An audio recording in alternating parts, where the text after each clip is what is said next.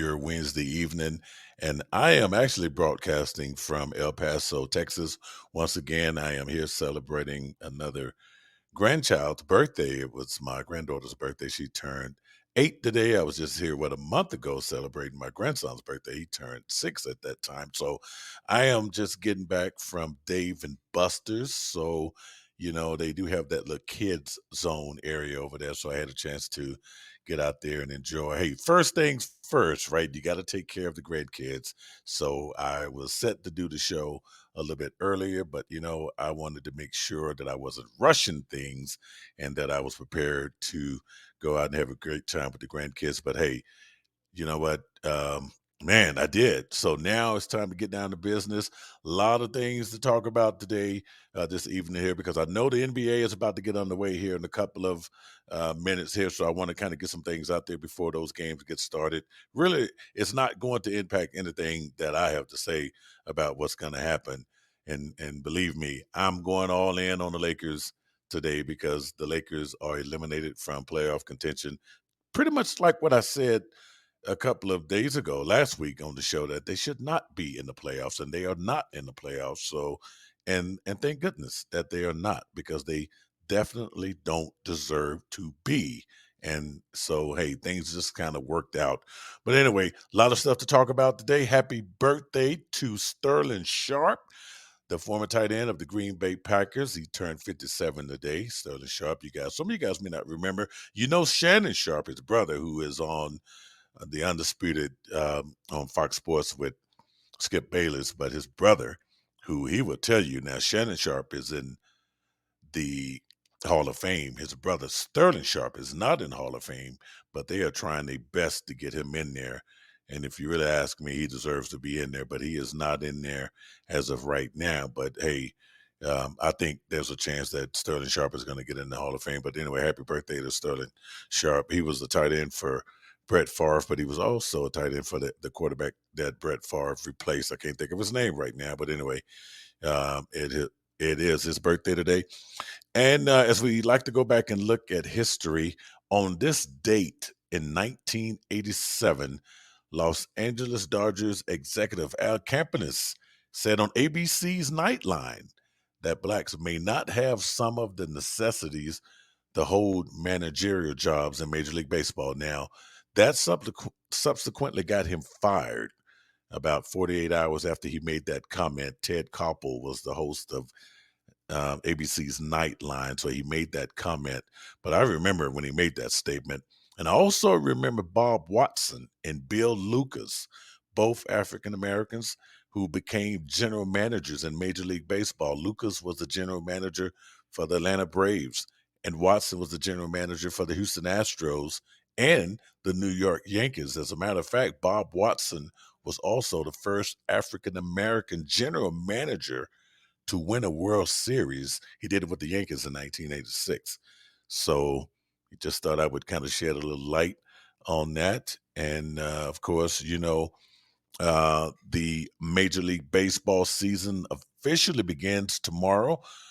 And just a little bit under a month, Major League Baseball ended that 99-day lockout just in time to preserve a full 162 game season without any cancellations. So now I made a promise I'm going to reach out to Dave May Jr. He is the son of the late, great Dave May Sr., who was an all-star. And we're going to talk with Dave May to see get his thoughts on the upcoming Major League Baseball season, which, hey, 162 games, that is a lot. So we haven't missed anything. And believe me, we're not going to miss anything. But there are 7 games scheduled tomorrow, with 2 openers postponed to Friday due to weather. And that's the New York Yankees versus the Boston Red Sox and the Minnesota Twins versus the Seattle Mariners. Those games have already been postponed due to weather, put off until Friday. So there would have been 9 games on tap. But so that's the case. Weather always plays a part in Major League Baseball. And with so many games, and they have the luxury of either doing doubleheaders or, moving games along. But you probably didn't know this. So let me be the first to tell you. fans of Major League Baseball get hit by a foul ball over 1,700 times each season. So that's something to be concerned about, or at least be on the lookout. Now, and that happens not only for those people who are sitting down in the base seats that are real close, but it happens to people that are trying to catch foul balls, or folks that are, those line drives that go foul, and man, they come at you, at a fast rate of speed. But that was something that I really didn't know. And I found out a while back that over 1,700 people now are hit by foul balls now, and some are seriously injured.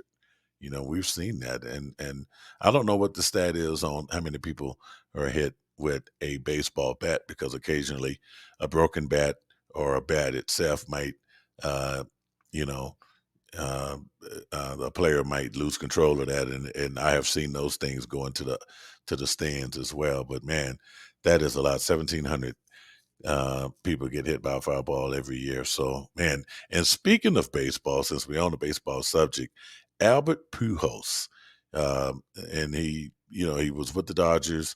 Albert Pujols, where he spent all of those years with the St. Louis Cardinals. He announced on Monday that he has filed for divorce from his wife after 22 years of marriage. Now, this came days after she underwent successful brain surgery to remove a tumor. So I don't know, Albert, if he was waiting for her surgery to be successful, or I don't know. I mean, was it something that he really needed to announce? Could this have been something that could have been kept privately amongst him and his ex or his ex-wife or still wife, because the divorce is not final? But anyway, I just think that timing is just horrible. And believe me, Albert, you would not be looked at as a great guy, making an announcement like that, or even if you didn't make the announcement, to have your publicist or whoever represents you make this announcement. I just think that was in bad taste. But anyway, so other things that are happening in sports news: Tiger Woods says, as of right now, he's planning to play in the Masters starting tomorrow. So I think Tiger Woods is supposed to tee off at about 10:30, and if he does, it would be incredible. Knowing everything that Tiger has been through, man, I looked at his medical sheet there and the amount of surgeries.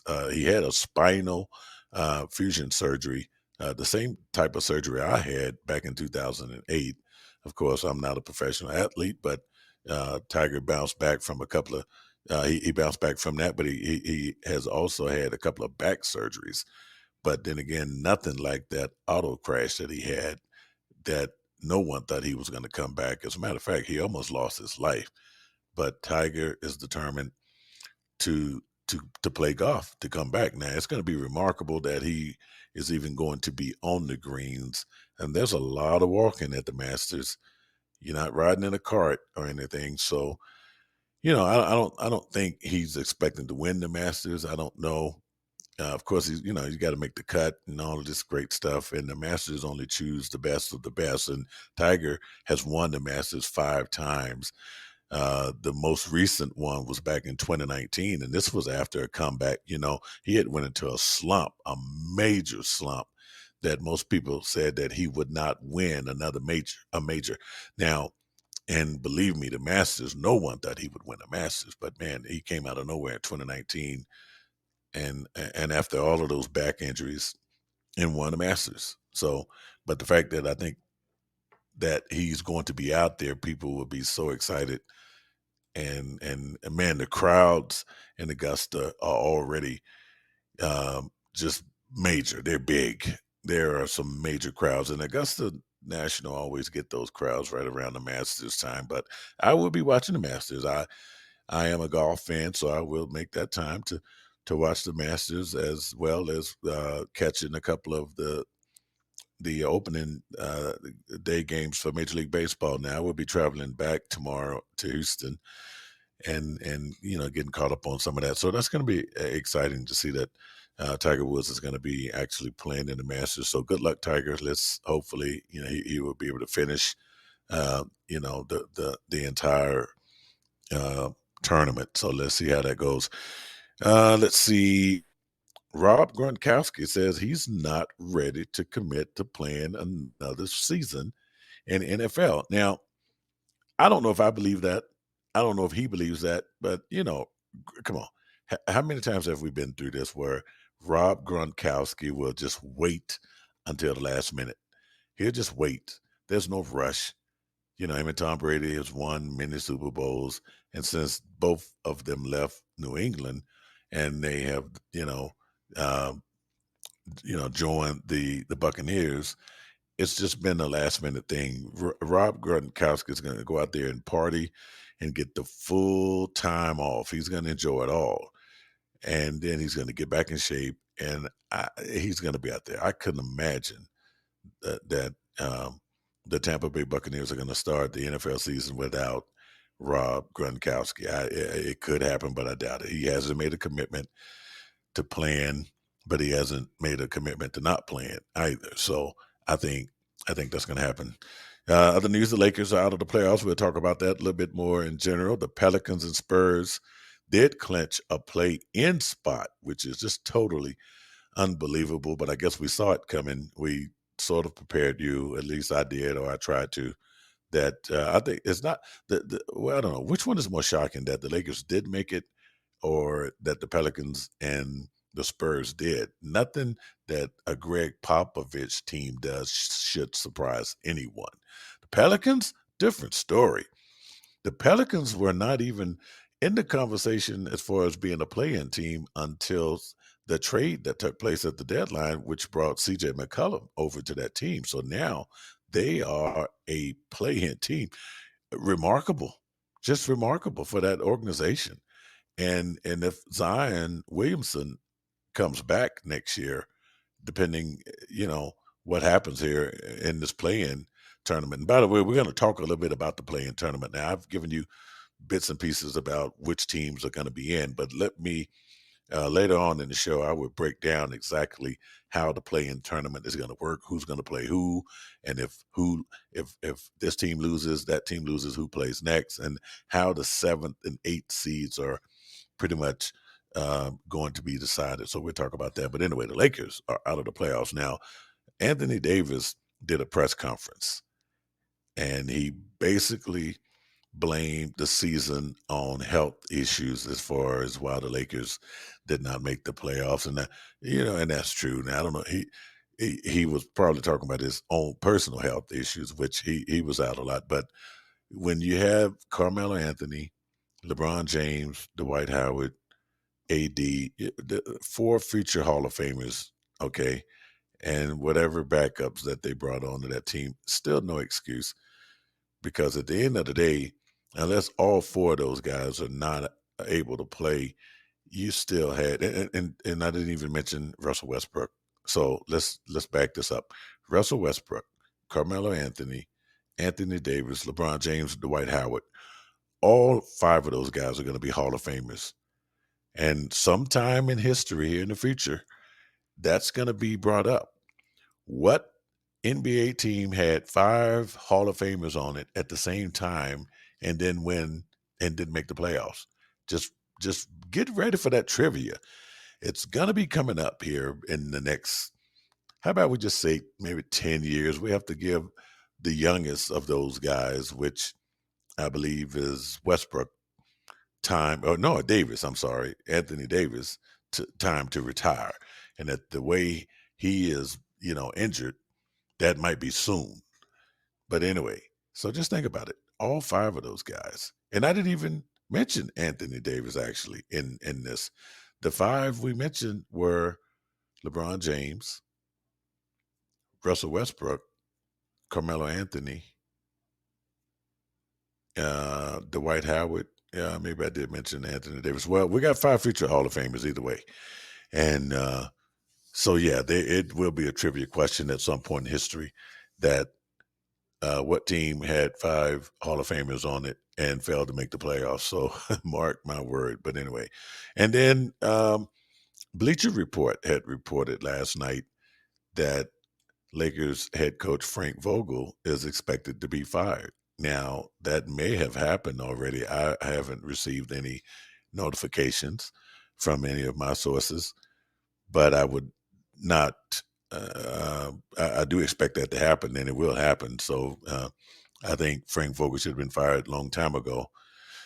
And there are some supporters of Frank Vogel that are saying, "Well, I mean, why would you fire a guy that won an NBA championship just a few years ago?"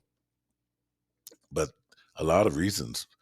When you look at how Frank Vogel handled the um, what's the guy's name, Montrezl Harrell situation there, and look at some of the rotations, and just look at how he rotate players, how he play players. I remember we talked about this on the show a while back. How Dwight Howard came out one night, and the matchup was definitely in the Lakers' favor, and Dwight Howard was dominating the first quarter game, and they took him out and never put him back in, and the Lakers lost the game. So I don't know.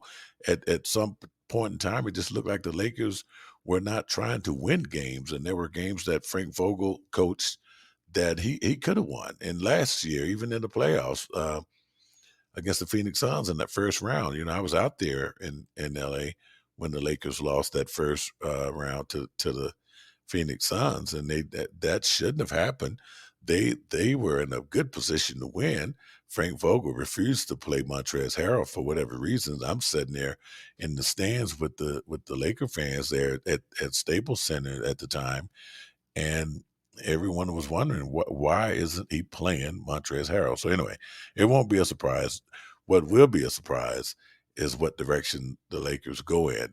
Two names are being mentioned as possible head coaches for the Lakers, and they both are shocking, mainly because they both already have jobs. Doc Rivers and my man that's the coach of the Utah Jazz. I don't get it. I don't understand how and why the Lakers would be interested in bringing in someone. I don't know why Doc Rivers would be interested, number one, in leaving his position there in Boston and going to the Lakers. Um, someone have to explain that to me. Why would he? He's coached the Clippers with no success, unless he's just not on board with Daryl Morey, the general manager. Yeah, I don't know. Quinn Snyder, the head coach of the Utah Jazz, he's got a good thing going in Utah. Now, Utah did run into a situation this year where they, ran into a little slump there, but for the most part, I couldn't understand where Quinn Snyder would be. Yeah, the Lakers, that job, that's a big time job. The Knicks, head coach of the Lakers, head coach of the Knicks is a big time job. I can see it. But these guys are I mean, Doc Rivers, he has won an NBA championship. Quinn Snyder hasn't, but man, I just don't get it. I don't know. So those are the two names.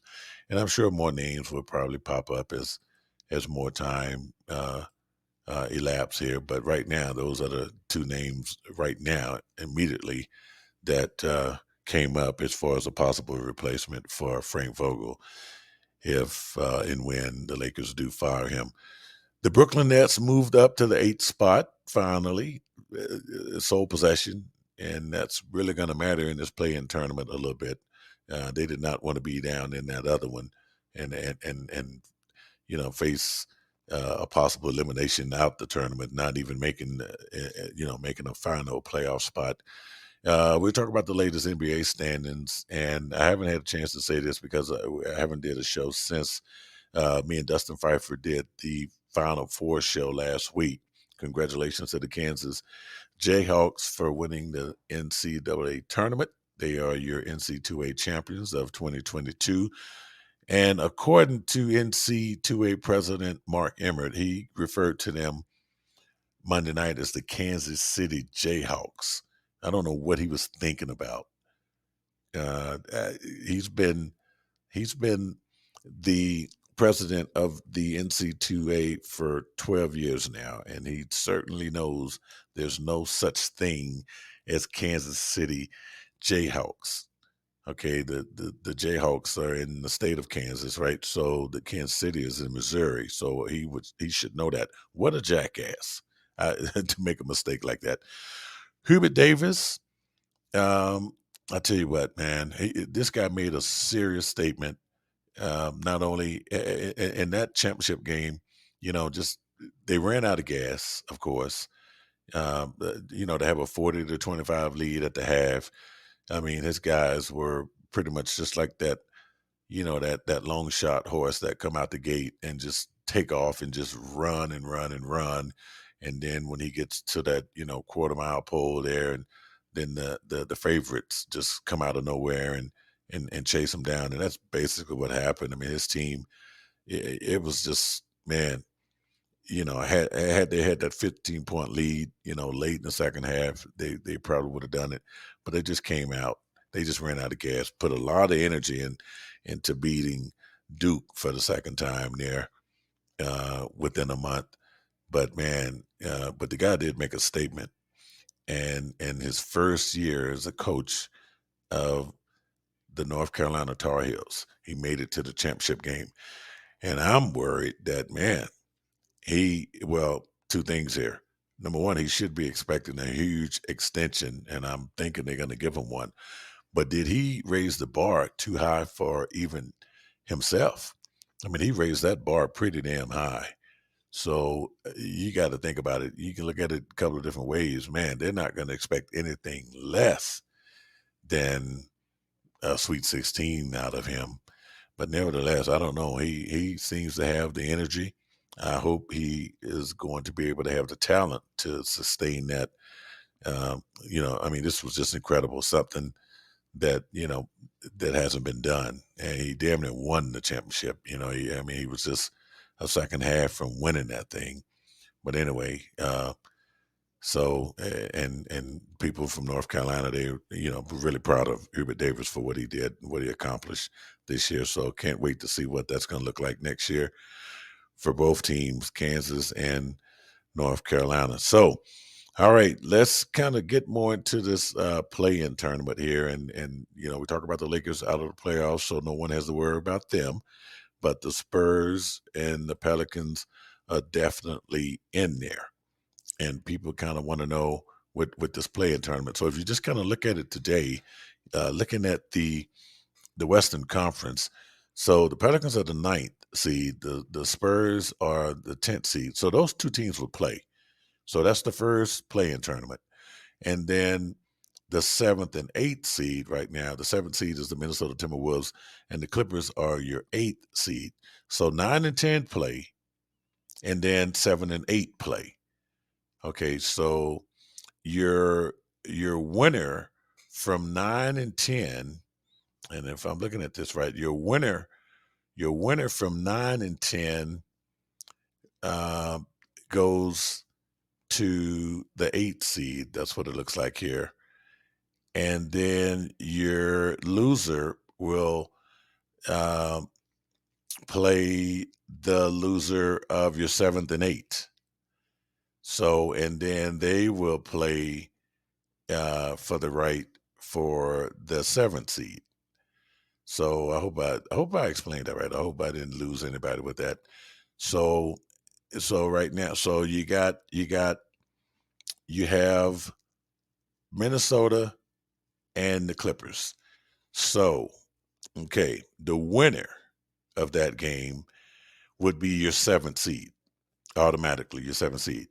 The loser of that game plays the loser of the Pelicans and San Antonio.